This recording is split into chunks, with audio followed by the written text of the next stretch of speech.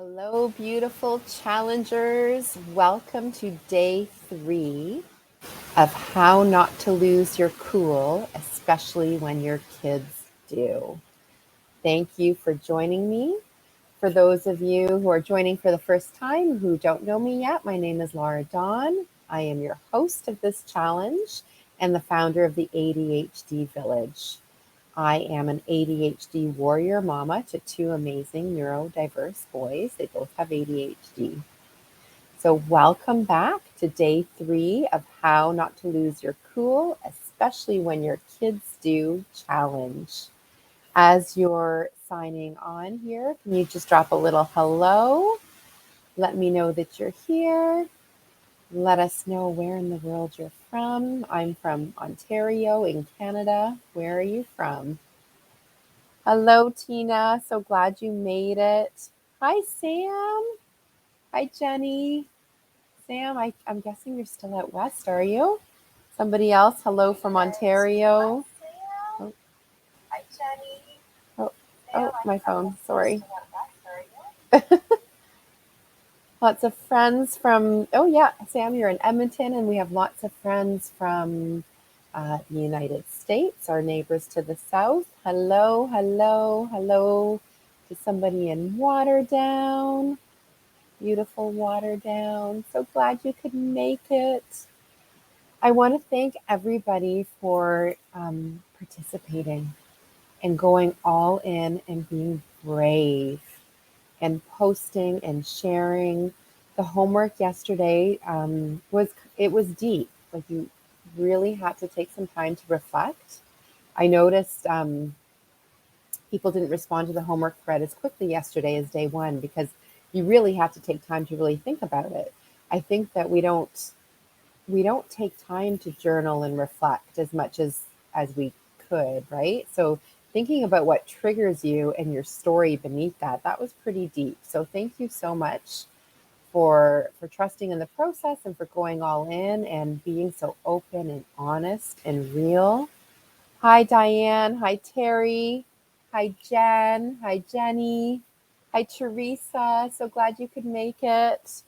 Hi, Mary Elizabeth. Glad you're here. Welcome.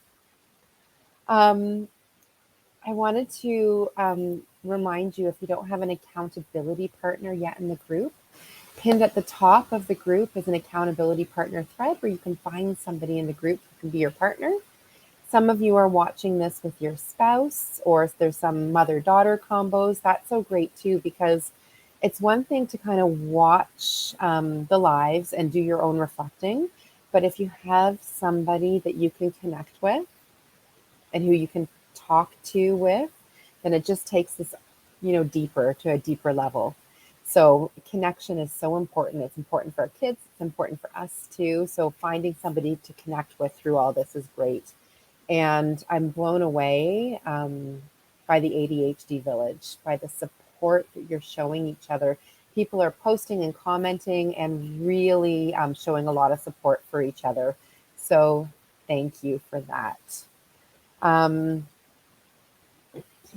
so triggers was our topic yesterday, and I read through what you shared about things that trigger you, and you're not alone, because the things that you're sharing, so many people have these triggers. So I'm just going to read off a few that were shared in the group.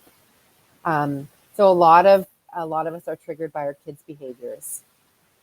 So when our kids are upset, when our kids are not listening to us, when we plan things for our kids and they're not paying attention and not noticing how hard we've worked to put something in place for them, their explosive behavior, their name calling or talking back, all these things are triggering. Uh, a few people have commented in different places that you can ask your kid nicely in the sweetest voice 5 times. They don't respond. They don't do what you want them to do until you lose it. And Karen, Karen described it as turning into a monster, losing her shit mama. I love it. Okay, so please be honest. Have you ever felt, like Karen's description, have you ever felt Like a monster losing her shit mama. If you felt that before, type in a yes. No judgment. I would be typing in a yes. Don't judge yourself. We're human. We are human. Okay, so more things that trigger us. Yes, yes. Thank you for being honest. More things that trigger us. Feeling like we're not being seen or heard or understood. And we talked about that yesterday, that's what our kids really want too. When they're upset, they want to know that we're understanding them and hearing them. The mess. Yeah, kids with ADHD are messy. And often, if you have a kid with ADHD, you or your spouse also have ADHD. So there could be adults in the house with ADHD, which can be messy, right? And the mess can be triggering. Yeah. So yeah, lots of triggers. Thank you for sharing. And then your next step was to figure out the story, what was beneath those triggers. I'll just share a few things that people shared. Feeling disrespected, not feeling valued, feeling like you're not understood. Some people connected it to childhood experiences and things that were painful in their childhood. So things that are happening now are triggering those childhood memories. Judgment, judging ourselves and fear of being judged by other people, comparing ourselves to others, feeling scared, feeling like we're not enough, like we're not loved, like we're not safe. So all these things are behind the triggers. So when we have these limiting beliefs, these beliefs and these stories that aren't serving us floating around inside our bodies, like they're there, often without our conscious awareness, they're there. It's easy for us to get triggered. And it's so interesting that we're expected to be our kids' like emotional regulation. We're expected to co-regulate our kids and be their calm and not, lose our shit and stay cool and do all these things. But who taught us how to handle our emotions? Like the emotional intelligence thing has been something like kind of the last 10 years that it's been really popular. So when we were kids and we were growing up, we probably didn't learn how to deal with our emotions, or we didn't learn how to deal with our emotions in the right way. You know, think about how hard it is when your kid is upset and you want to soothe them, you want to cheerlead them, you want to distract them so that they're actually avoiding their emotions, right? Your kid is crying about something. Oh, no, no, honey, don't cry. It's not worth crying over. Don't get upset about it. So and so didn't mean to hurt your feelings. It's okay. Don't let it get you down, right? And think about the number of times when we're getting annoyed, frustrated, sad, whatever, and we just push it down like, I should be thankful that I have, all the things that I have. There's people in the world that don't have all the things I have, so I shouldn't be feeling this way. And, I should be grateful that I sat and pee on the toilet seat because I'm so blessed that I have kids to pee on my toilet seat, which truly I do feel. I do feel blessed. But and my point is that there's all these feelings that we have and we're constantly pushing them down. And they don't go anywhere. They're in our bodies. And the only dangerous emotion is a suppressed emotion. And when we're pushing these emotions down, down, down, then eventually we're going to lose our shit. Well, these are cool. Um, so something that we work on in the coaching program with me is rewiring your brain, rewiring your beliefs. So I'll give you an analogy. Imagine you live in a home that's surrounded by a forest. And between your home and this cute little park with a pond, there's a beautiful path. And every day you walk your children on the path to the pond. You have a lovely time there. You play in the water, you catch frogs. It's a lovely time. But really, you really, really want to take them to the beach. The beach is on the ocean. You want your kids to collect seashells and swim in the waves and see the dolphins. But your house is surrounded by forest, and the only way to get to the beach is through the forest. There is no path. So this forest is like your brain and the neural connections in your brain. So the pathway that you travel every day, those are your beliefs. That's your story. That's what's comfortable and safe because you do it every day, and it gets you to a destination, and it's a destination that's familiar. So if you want to go to the beach, what you're going to have to do is chop down the trees, pull away the bushes, and start making your own path. So you're making a new neural pathway in your brain. And it takes, you've probably heard it takes 21 days to create a new habit.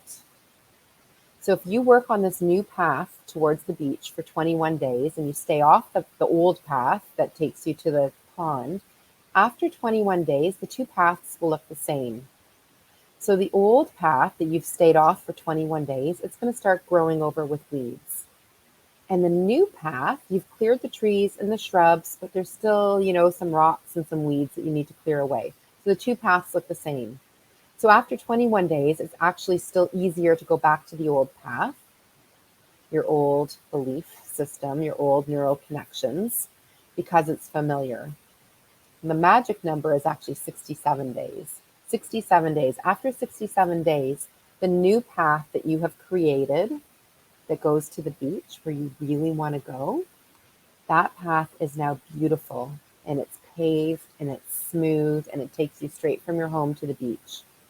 The old path that takes you to the pond, if you haven't gone to that pathway in 67 days, it's now overgrown, and there's bushes growing over it and trees hanging over it. So in the coaching program, we work on rewiring your brain to give you new belief systems so that you're not triggered the same way, because you're not having these stories and these feelings that are pushed deep down inside of you that are holding you back.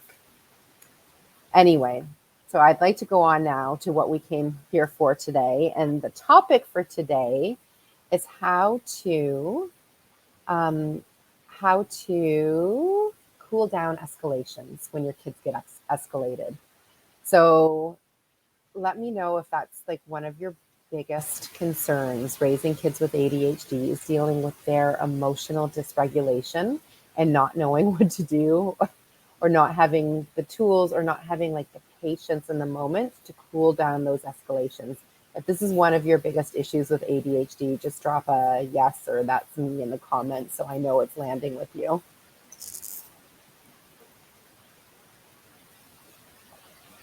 Okay.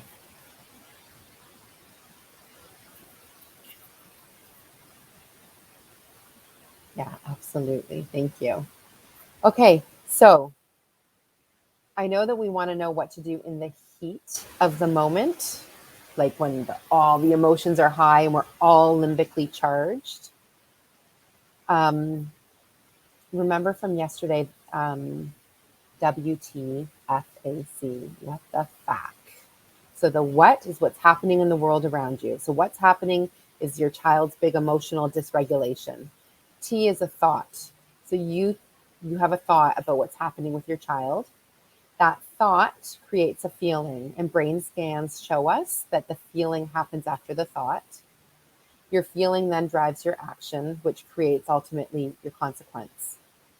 So yes, in theory, yes, you want to choose your thoughts and you want to choose how you show up for your child in those moments, right? Of course, we know this in theory. It takes practice. It takes a lot of practice and trial and error. And of course, there's circumstances that make it easier to choose more positive thoughts, and that makes it easier to put those nice thoughts into our WTFAC model. So one of those things that makes it easier, the number one thing, actually, I wonder if you can guess what it is. The number one thing, so I'm going to talk to you first about proactive things before the heat of the moment happens. And there's the number one thing, the number one proactive strategy that you can do that will prevent a lot of these big explosions and prevent you from losing it. It will allow you to show up the way you want to show up in the moment. It will allow you to choose the thoughts of getting curious instead of furious, like all that kind of stuff. Can anyone guess what the number one thing is that you can do?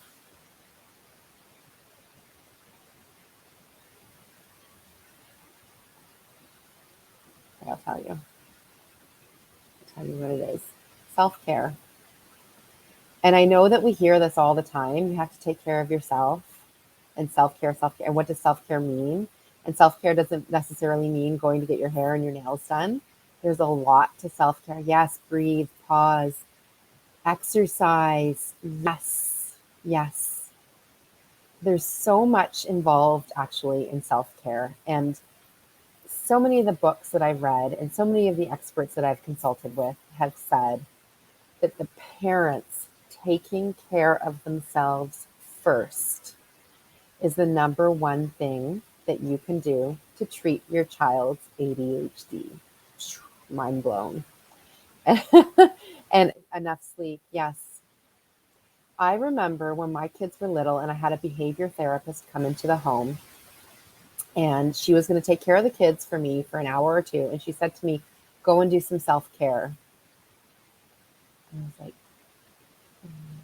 I honestly had no clue what it even meant. She's like, I want you to go out, go for a walk, like go do something for you. And I was like, well, really? I'd like to use this time to make my children some soup. And I went into the kitchen and I made a homemade soup. And for me, that was self-care because it was impossible for me to make the soup I wanted to make with my kids fighting constantly. I couldn't do it. So her taking the kids allowed me to make the soup. But she was really annoyed with me. She's like, that's not self-care. I didn't know what self-care was. But that story reminds me of an analogy. You know, they say you have to put your own oxygen mask on first and then the child's, or fill your cup so that you can fill theirs. Well, there's one, fill your pot. So if you picture a soup pot and all the delicious ingredients, the healthy vegetables and the chicken broth and the nice herbs. And then once you've made that soup with your self-care, then you can scoop out and serve your family a beautiful bowl of soup. But if you're not putting your ingredients into the pot, your self-care into the pot, now what's left at the pot in the pot is nothing. Like you've already scooped out all you can and given all you can to your family. Now there's just like a little bit of sludgy broth left at the bottom, and maybe if in my family little bits of parsley that nobody wanted, and none of the goodness is left. So now you're trying to scoop out of that pot and you're just giving your kids a little bit of sludgy, lukewarm, slushy soup. And your kids don't deserve the lukewarm, slushy soup. They deserve like the nutritious, vegetable-filled soup. But the only way to get that is by filling the pot with your self-care. So if you were part of the Calming the ADHD Chaos Summit, you might remember Dr. Gator. And his acronym for the basics of health to take care of yourself, he calls it the seeds of health. The S stands for sleep. So somebody mentioned that. Yes, you need enough sleep, and it needs to be a restorative sleep. Sleep. Then E for exercise, which somebody mentioned. Yeah, like exercise is your self-care. It's not a luxury. It's your self-care. The next E is your environment. So, eliminating environmental toxins and things like that. The D stands for diet, making sure you're getting nutritious foods, not lots of sugar and processed foods, and also making sure you're getting like your good supplements and vitamins and minerals and things like that. And then the final S is stress. So having ways to manage your stress. So whether that's exercise, whether it's journaling, whether it's meditating, whatever it is. So your self-care is the number one way to prevent the big explosions. The number one way to treat your kids' ADHD is taking care of yourself. And I invite everybody to find some ways that you can do self-care. Actually, my mom gave me a really beautiful gratitude journal, and you often hear that gratitude is so important, and you might think, oh yeah, I'm grateful, but really spending time to write, like writing makes it stick more. But you take the time to write your gratitude every day. As you're expressing your gratitude, your brain's releasing dopamine, feel good chemicals. Gratitude is so good. My mom gave me this really nice guided gratitude journal, and I started using it at bedtime with one of my sons, and we write it together. So, gratitude is a beautiful way to do self care. Um, Meditating or deep breathing, if you give yourself like 100 seconds where you're going to deep breathe for 100 seconds. Another thing you can do for your self care when you get home from work or get home from doing the groceries or whatever it is, before you go in the house, connect with your five senses. So look around and see five things. Notice five things that you can see. And I don't have this written down. I hope I have it right. Then notice four things you can hear. I think hear is next. Three things that you can touch. Two things you can smell. One thing that you can taste. So I'm going to take a taste of my tea right now. So by doing that, connecting to your five senses, it's forcing you to stay in the moment and be in the now. Just be. And that's very calming for your system. Okay, so number one is your own self-care. The next thing is, so these strategies are the proactive strategies. So the next thing for proactive strategies is like the self-care of the kids. So making sure the kids are getting their seeds of health, their basics of health met, making sure the environment is set up for them. So, if you know that loud music is overstimulating, then you're not going to have loud music playing. Or if you don't want your kids eating sugary snacks after school, then you're not going to leave cookies on the counter. So setting up the environment for success for your kids. Number three, plan in advance. So if we go back to the car situation from day one, the two kids getting in the car and arguing, name calling, throwing punches at each other. Okay, the first time that happens, yeah, it can be surprising. But the next time it happens, it shouldn't be a surprise. You've witnessed that this happens. You've figured out there's some triggers going on. Don't let the second time be a surprise. So you want to have a plan in advance. So the next time you get in the car and you don't want there to be a big fight, have a plan. Maybe you guys talk about where each child sits in the car. Maybe you talk about I'll get to this in the next step. But you have a plan also in your mind for what you are going to do when your child does the name calling or says the thing or whatever it is. Plan a response. So part of the plan response might be drop my tongue, take a deep breath, and say it's okay. Like whatever it is, plan your response so that you're not just reacting in the heat of the moment. Okay, number four is include the kids in the plan. So away from that heated moment when things are calm, hey guys, like that car ride was, or attempted car ride, because we didn't even get out of the driveway. That was horrible. We don't want that to happen again. What are we going to do next time to make it better? So how do you want the car rides to go? What do you think like a pleasant car ride looks like, sounds like, feels like? How are we going to make it happen? What are you going to do when your brother says X to you and you know that sets you off and that upsets you? Let's come up with a strategy for how you can respond in that moment. That's so powerful for your kids, because especially if there's things that always happen in the family, one sibling calls another sibling a name constantly, or whacks them at the back of their head, or knocks down their blocks, or whatever. If it's a repeated pattern, giving that child a planned response that they can kind of practice and rehearse is so powerful. Okay, step 5, help your kids understand their emotions. So I really strongly recommend having some sort of feelings chart that you refer to often, even when you're feeling calm, like, oh, right now I'm feeling so grateful for this moment together. Or I'm feeling like ready for bed and I'm feeling peaceful and relaxed and calm. Like just having a way to help your kids really understand their feelings. Name it to tame it, remember? So help them be able to label their feelings. This one is from genmindful.com. Stephanie Pinto has one as well on her website. And then you can Google zones of regulations. They have them as well. But yeah, helping your kids to name their emotions, understand their emotions, recognize what their emotions feel like in their body. There's all kinds of beautiful storybooks that you can read to your kids about emotions and you can talk about it. One of my favorite books, I hope I can remember the name, Ella McKean, Kickball Queen. I love that book because of the way it describes her emotions. When Ella gets frustrated, her fists get clenched and her muscles tighten up and she can feel like a twisty turny feeling in her belly. Her face gets hot.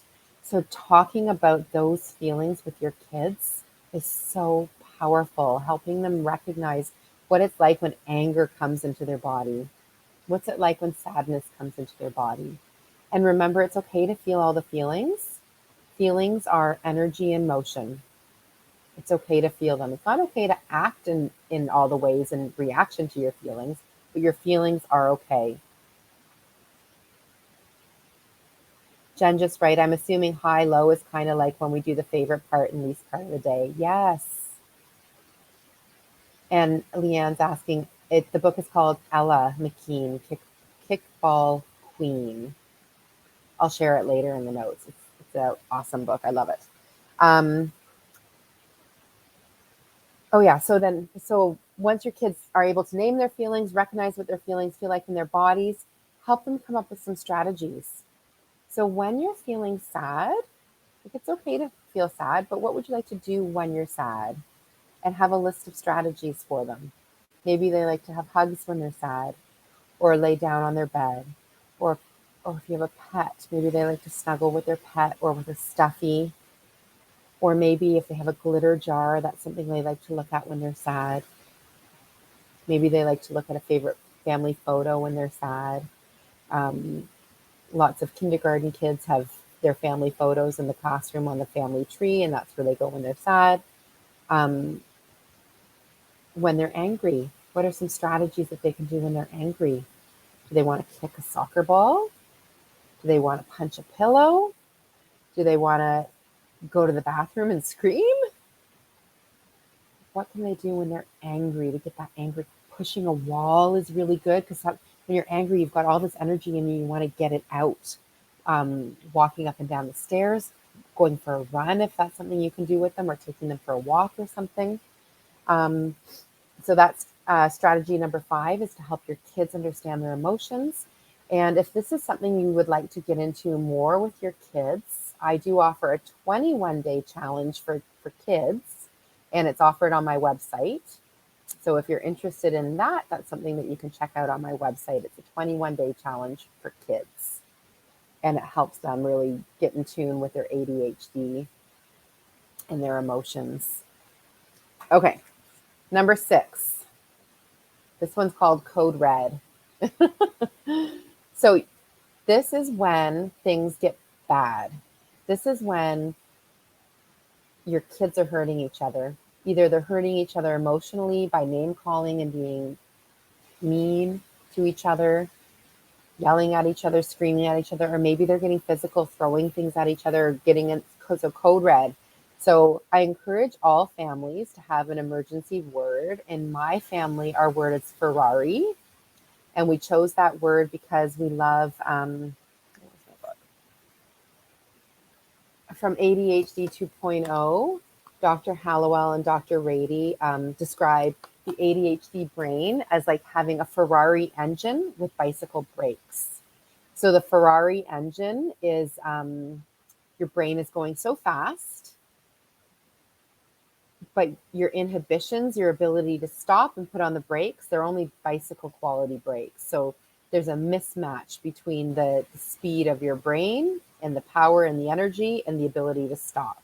So our code word is Ferrari. And what we do is if we're all emotionally dysregulated, Somebody calls out the code word and we go to a different room. Everybody goes to a different place. And we practice this as if we're practicing a fire drill. So, okay, guys, like family time, we're going to take 2 minutes and practice our code red emergency. And we'll say the word and we all go to a different space. And the idea is when you're in that different space, you're then using some strategies to regulate yourself. So maybe you're doing your deep breathing, maybe you're punching a pillow, doing whatever it is that you need to do to regulate yourself in that space until we can come back together again. Because when everybody's emotionally dysregulated, problem solving can't happen. And humans are not for hurting. So we don't want to be in that spot. So it's really important to practice this when everybody's calm so that when you use that in the heat of the moment, they know what to do. We want to keep our kids safe. So if they're fighting, we've got to find a way to separate them and keep them safe. So those are my proactive tips. I'm just going to quickly summarize. So number 1, take care of you. Number 2, take care of your kids' basic needs and setting up the environment for success. Number 3, plan in advance. So you're going to plan how you are going to respond to things. Number 4, include your kids in the planning. Number 5, help your kids understand their emotions. Number 6 is code red. So have an emergency backup plan. Okay, so now I know everybody wants to know what to do in the heat of the moment when things are bad. So first of all, you want your kids to be safe. And so if there's 2 kids involved in the situation, you may need to just stop. You might need to yell stop to give them that, that jolt, like stop. They've got to snap out of what's going on. Stop. And that can be firm. And I wouldn't even consider that yelling. I consider that firm. Like it's not like hysterical, like you're out of control. Just stop. Everybody stop. Our emotions are way out of control. Stop. And then you're going to look at each of your kids in their eyes. Oh, wait, before that, sorry. So step 1 is stop. Step 2, take a deep breath because you need to center yourself. And you're going to look at your child in their eyes. And you are going to, number 4, so after you look in their eyes, and that eye contact, you're making connection with them, then you're going to connect with their core need. So you know your child best. The core needs that we all have at our core is we want to feel loved, we want to feel safe, we want to feel like we're enough. And when our kids are heightened, they're emotionally dysregulated.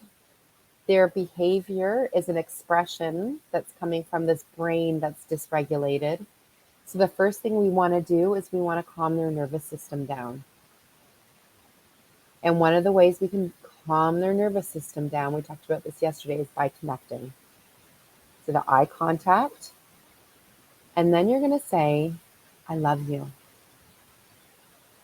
I love you. If you're afraid that, like, if you think that your child's core need that needs to be met is feeling loved, because lots of times kids with ADHD feel very unlovable. They know that they have these big reactions and behaviors that friends at school and siblings don't like, and they have a lot of negative self-talk. So you are loved. I love you. Or maybe you want to say, you are safe. Everything's okay. You are safe. Because it doesn't feel safe when you're being yelled at or when you're in trouble or when the teacher's frustrated with you again. That doesn't feel safe. So you want to connect to their core and say you are safe. Or if your child at their core is always comparing themselves to their siblings or to others, and they're hard on themselves, if they're a perfectionist and they feel like they just can't do things good enough, then you're going to say, you are enough. I love you just the way you are. whatever it is, you're going to have whatever resonates with you, whatever you think your child needs. You're going to look them in the eye and calmly give them that statement. Connect with their core need. Then, while you're looking at them, you're intentionally going to take a deep breath. So the first time you took a deep breath, that was to center you. This deep breath is to help center your child. It's to help co-regulate your child. They feed off of your energy. So if your energy is, I love you, and a deep breath, then they're going to mirror that energy. Your next step is listen deeply. And that's something in my coaching program. We spend a lot of time learning how to do this. It's not like, oh, yes, I understand that you're frustrated right now. I'd be frustrated too, but it's like really listening to what they're saying, really understanding. And the way you're going to let them know that you're really deeply listening is you're going to mirror. So if they're really frustrated, then your face is going to be frustrated too. You're going to, oh, yeah, I would be so frustrated. I get it. That would be frustrating to me too if my brother knocked over my Lego tower. He worked so hard on that Lego, and it was a masterpiece. And I can tell how much thought you put into that. And then your brother walks over and knocks it down. Infuriating. And I can imagine you must be wondering if you're going to be able to build it again the same way because you put so much effort into it the first time. See what I'm doing? Like I'm really like trying to get into that child's thinking, and I'm letting my face and my tone match and mirror what the child is feeling. What this does when you connect, when you deeply listen, and when you mirror, your child's core needs are being met. They feel understood. And when they're feeling connected, when they feel understood, their brain does something beautiful. It releases the love drug oxytocin. We want to give our kids as much oxytocin as possible. Oxytocin floods the brain, goes into the bloodstream.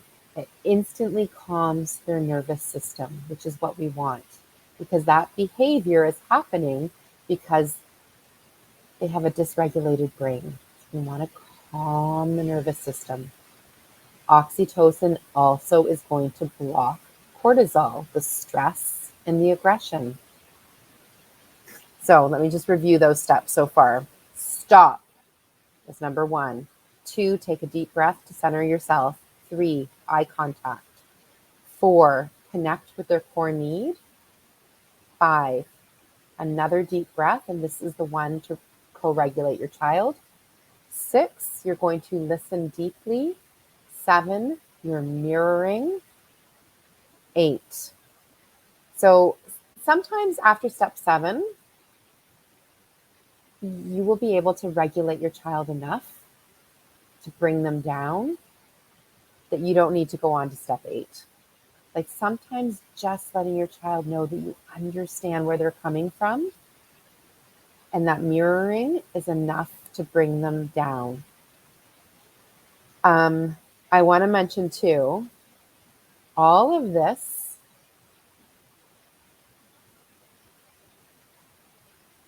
I can't see who wrote this, but somebody just wrote, so much internal work I have to do.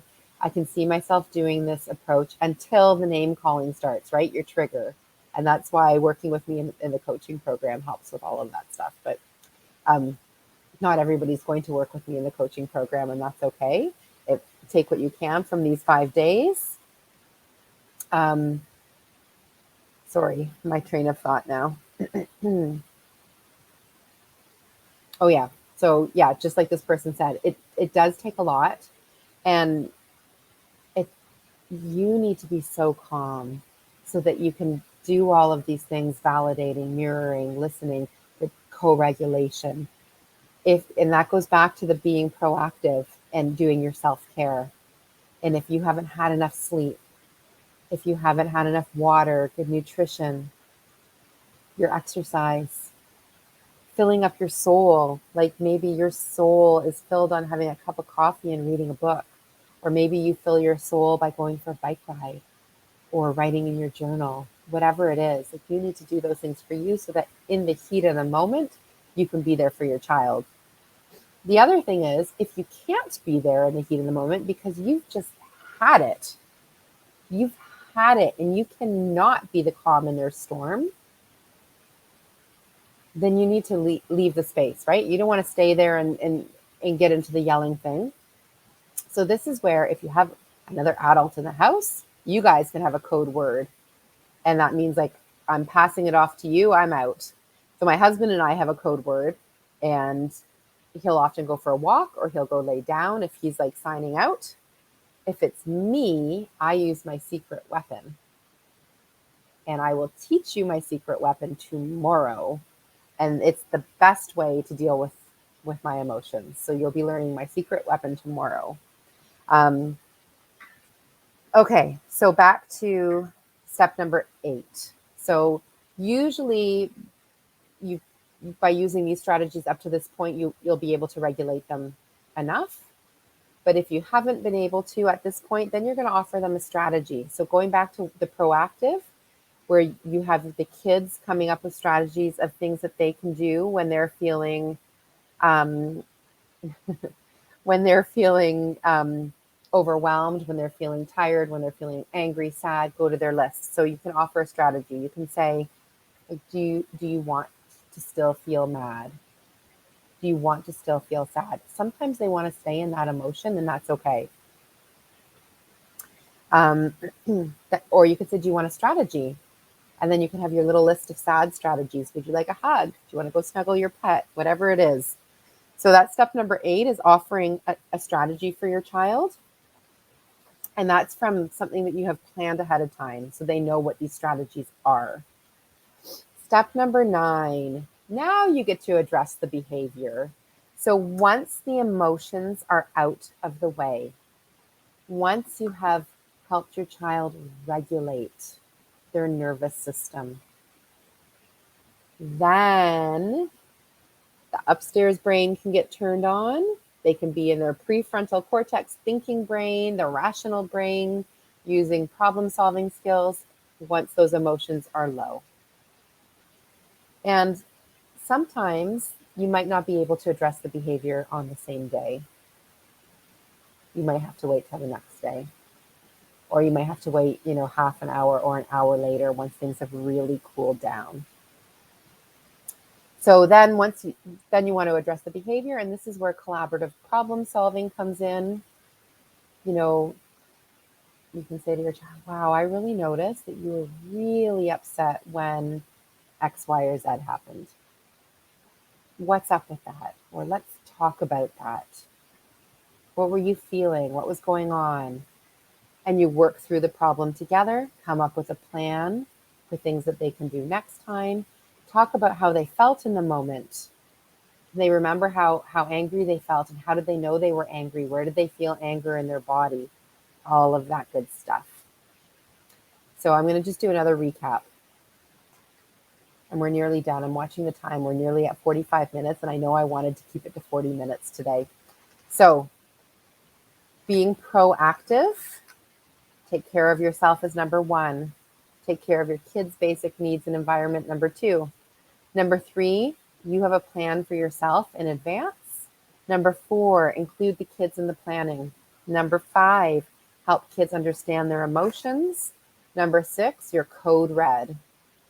Then in the heat of the moment, number 1 is stop. Number 2, take a deep breath. Number 3, eye contact. Number 4, connect with their core need. Number 5, you're taking a breath to help your child co-regulate. Number 6 is listen deeply. Number 7, mirror. Number 8, offer your child a strategy. Number 9, address the behavior. And somebody just said, I love how, where did it go? Oh, yeah, I love how authentic or real, sincere. Yeah, because guess what? I'm a mom too. And my kids have ADHD. I've lived it. And I'm not going to, pretend that everything's all like sunshine and roses now, because there's always going to be bumps in the road with ADHD, always. The thing is, now I've learned such a better way to handle all of these things. Like, this is why I've created the ADHD Village and the ADHD Warrior Parent Program, because I wish that this is what I had back when my kids were younger, when I was struggling, when I was a mess on the floor. Like, I remember one morning calling my dad. My husband had already gone to work, and I called my dad and I said, "Where are you?" He said, "I'm driving to work." I said, "Yeah, don't go to work. Come to my house. Like, I need you now. I can't handle this." Like, it's hard. And like, my heart goes out to you. And this is why I've created this, because if I can help other parents get through this and make this easier, and then that helps children to make it easier for them. Like, that's the goal. Anyway, I hope that you have gotten something out of today.